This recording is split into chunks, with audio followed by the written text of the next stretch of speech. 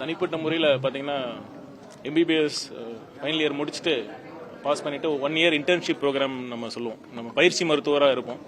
இப்போ அனைத்து ஒரு 3-4 துறைகளில் நம்ம பயிற்சி மருத்துவராக நம்ம வேலை செய்வோம்.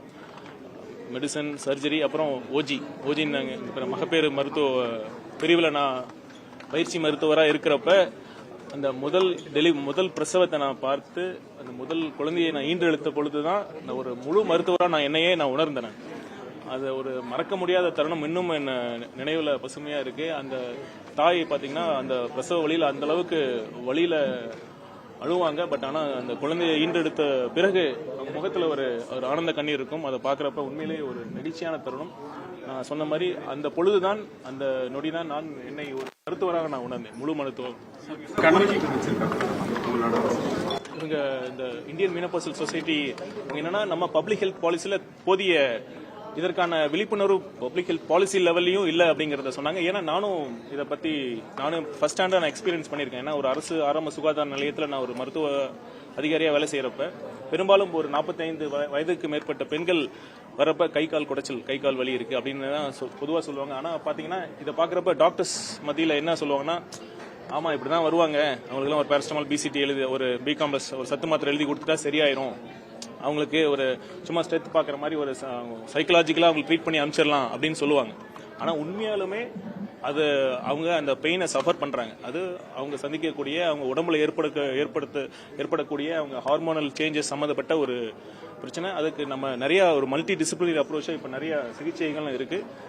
அதை நம்ம கண்டிப்பாக நம்மளுடைய தமிழக மருத்துவத்துறையில் அதற்கான ஏற்பாடுகளை நம்ம செய்வோம். மாதவிடாய் நிறைவு பெற்ற பெண்களுக்கான ஒரு கருத்தரங்கத்தில் பங்கு பெற்றது மிகவும் மகிழ்ச்சி அளிக்கிறது. இப்போ பார்த்தீங்கன்னா நம்ம மக்கள் தொகையில் சரிபாதி பெண்கள் இருக்கிறாங்க. ஒவ்வொரு பெண்ணும் அவங்க வாழ்நாளில் 1/3 பங்கு அவங்களுடைய பகுதியை இந்த மாதவிடாய் நிறைவு பெற்ற காலங்களில் கழிக்கிறாங்க. ஆனால் அவங்க அந்த பருவத்தில் அந்த வயதில் அவங்க சந்திக்கிற பிரச்சனைகள் ஏராளம். பார்த்தீங்கன்னா அந்த மாதவிடாய் நிறைவு பெற காலத்துக்கு ஒரு 2-3 வருடங்களுக்கு முன்பாகவே அவங்க உடம்புல ஏற்படுற அந்த ஹார்மோனல் சேஞ்சஸ்னால பல பிரச்சனைகள் அவங்க பிரச்சனைகளுக்கு உள்ளாகிறாங்க. அதை பற்றி ஒரு சரியான விழிப்புணர்ச்சி இல்லாத ஒரு காரணம்.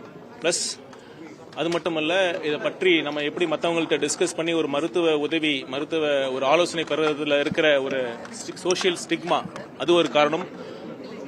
அப்புறம் நம்ம பொது சுகாதாரத்தில் மருத்துவத்தில் இந்த பெண்கள் மாதவிடாய் நிறைவு பெற்ற பெண்கள் சந்திக்கக்கூடிய பிரச்சனைகள் பற்றிய ஒரு அதை தீர்க்கக்கூடிய அளவுக்கு போதிய அளவுக்கு நம்ம பொது சுகாதாரத்தில் நம்ம ஒரு ஹெல்த் பாலிசியில் ஒரு முக்கியத்துவம் இல்லாத காரணத்தினால பெரும்பாலும் பெண்கள் குறிப்பாக சஃபர் இன் சைலன்ஸ், அதாவது ஒரு தனிமையில் அவங்களுக்குள்ளாகவே ஒரு பெரிய வேதனைக்குள்ள உள்ளாகிட்டு இருக்காங்க. இந்த கருத்தரங்களை பார்ட்டிசிபேட் பண்ணதன் மூலம் இதை பற்றிய ஒரு விழிப்புணர்வு அனைத்து மக்களுக்கும் நம்ம ஏற்படுத்தணும். ஒரு பப்ளிக் பாலிசியில் ஒரு கொள்கை அளவுலையும் பார்த்தீங்கன்னா நேஷனல் ஒரு இந்திய அளவில் பார்த்தீங்கன்னா நிறைய நோய்களுக்கு ஒரு தனி ப்ரோக்ராம் இருக்குது. டிபியாக இருக்கட்டும், லெப்ரஸியாக இருக்கட்டும், எய்ட்ஸாக இருக்கட்டும், அப்புறம் பிளைண்ட்னஸாக இருக்கட்டும், அது அனைத்திற்கும் ஒரு தனியான ப்ரோக்ராம் இருக்குது.